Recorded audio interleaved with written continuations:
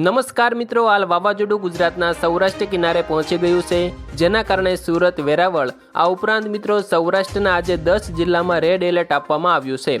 ગઈકાલે મિત્રો દરેક પંથકમાં ભારે વરસાદ જોવા મળ્યો। આજે પણ મિત્રો ગુજરાતમાં કેવો વરસાદ રહેશે તેના વિશે વાત કરીશું। મિત્રો જો તમને આ વિડીયો પસંદ આવે તો વિડીયોને એક લાઇક કરી દેજો અને અમારી આ યુટ્યુબ ચેનલ પર તમે નવા છો તો ચેનલને સબસ્ક્રાઇબ જરૂરથી કરી લેજો। હાલ મિત્રો એક વાવાઝોડું ગુજરાતની દક્ષિણે અને બીજું એક વાવાઝોડું પૂર્વમાં જોવા મળી રહ્યું છે। આ બંને વાવાઝોડા મિત્રો ઉત્તર તરફ ભારે પવન સાથે આગળ વધી રહ્યા છે। આ બંને વાવાઝોડા મિત્રો આગળ જઈને એકબીજા સાથે ટકરાશે તેવી સંભાવના છે। જો મિત્રો આ બંને વાવાઝોડા ટકરાશે તો ગુજરાત પંથકમાં વરસાદનો કહેર જોવા મળી શકે છે। હાલ મિત્રો અહીં વેધર એપ્લિકેશન પ્રમાણે દરિયામાં રહેલું વાવાઝોડું ધીમે ધીમે આગળ વધી રહ્યું છે અને તે આજે સૌરાષ્ટ્રમાં ભૂકા બોલાવશે તેવી આગાહી આજે હવામાન વિભાગ દ્વારા કરવામાં આવી રહી છે। આ વાવાઝોડાને કારણે સૌરાષ્ટ્રના તમામ જિલ્લાઓમાં ભારે વરસાદનું રેડ એલર્ટ આપવામાં આવ્યું છે। આજે મિત્રો સૌરાષ્ટ્રમાં તોફાન સાથે અતિભારે વરસાદ જોવા મળી શકે છે। આ વર્ષે મિત્રો આ અચાનક આવેલા માવઠાને કારણે ભારે વરસાદ નોંધાયો।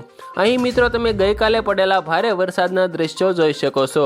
ગઈકાલે મિત્રો તમામ નદી નાળા છલકાઈ ગયા અને મિત્રો અમુક વિસ્તારોમાં ડેમોના દરવાજા પણ ખોલવામાં આવ્યા છે, જેના કારણે મિત્રો ખેતરો અને ગામડાઓ તણાઈ ગયા છે।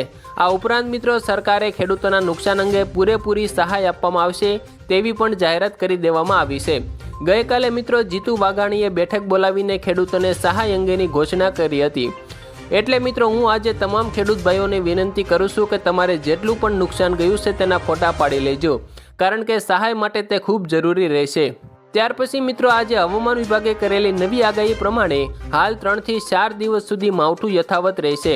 નવેમ્બર મહિનામાં પણ માવઠું યથાવત રહેશે।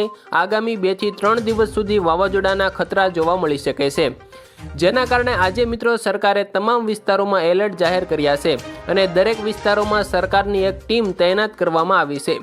હાલ મિત્રો આજે સવારે વરસાદ થોડો શાંત જોવા મળી રહ્યો છે, પરંતુ આગામી 2 થી 3 કલાકમાં તોફાની વરસાદ પડી શકે છે। આજે અંબાલાલ પટેલે પણ આગાહી કરીને જણાવ્યું છે કે તમામ લોકો જાગૃત થઈ જજો, કારણ કે આ વરસાદ હવે ભૂકા બોલાવશે। આગામી 2 દિવસની અંદર મિત્રો ભારે વરસાદ પડશે અને ગુજરાતના તમામ ડેમો ઓવરફ્લો થવાના છે, એટલે કે મિત્રો ગુજરાતમાં આ વર્ષે પૂર આવે તેવી પૂરેપૂરી શક્યતાઓ છે। મિત્રો ત્યાર પછીના અગત્યના સમાચાર ઉપર એક નજર કરીએ તો આજે હવામાન વિભાગની આગાહી અનુસાર આગામી 7 દિવસ સુધી માવઠાના એંધાણ વ્યક્ત કરવામાં આવ્યા છે। હળવાથી મધ્યમ વરસાદની આગાહી વ્યક્ત કરવામાં આવી છે। 4 દિવસ સુધી ગાજવીજ સાથે ભારે વરસાદ ખાબકવાની પણ આગાહી કરવામાં આવી છે। તેમજ મિત્રો આજે અને આવતીકાલના રોજ ભારે વરસાદની શક્યતા રહેલી છે। તેમજ આજે સૌરાષ્ટ્ર અને દક્ષિણ ગુજરાતમાં વરસાદનું એલર્ટ પણ આપવામાં આવ્યું છે। આજે મિત્રો જૂનાગઢ, અમરેલી, ભાવનગર, ગીર સોમનાથમાં યલો એલર્ટ જાહેર કરવામાં આવ્યું છે। આ ઉપરાંત સુરત, ભરૂચ અને નવસારી સહિતના દક્ષિણ ગુજરાતમાં રેડ એલર્ટ જાહેર કરવામાં આવ્યું છે। આ ઉપરાંત મિત્રો માછીમારોને આગામી 3 દિવસ સુધી દરિયો ન ખેડવાની સૂચના પણ આપવામાં આવી છે। આજે મિત્રો હવામાન શાસ્ત્રી અંબાલાલ પટેલે પણ ભારે વરસાદની આગાહી કરી છે। અંબાલાલ પટેલે 4 થી 8 નવેમ્બરે ફરીથી વાતાવરણમાં એક મોટો પલટો આવશે તેવી આગાહી કરી છે। હાલનું જે મિત્રો માવઠું છે એ 2 નવેમ્બર સુધી યથાવત રહેશે। અરબી સમુદ્રનું ડિપ્રેશન ગુજરાત તરફ ફંટાતા વરસાદમાં વધારો થશે।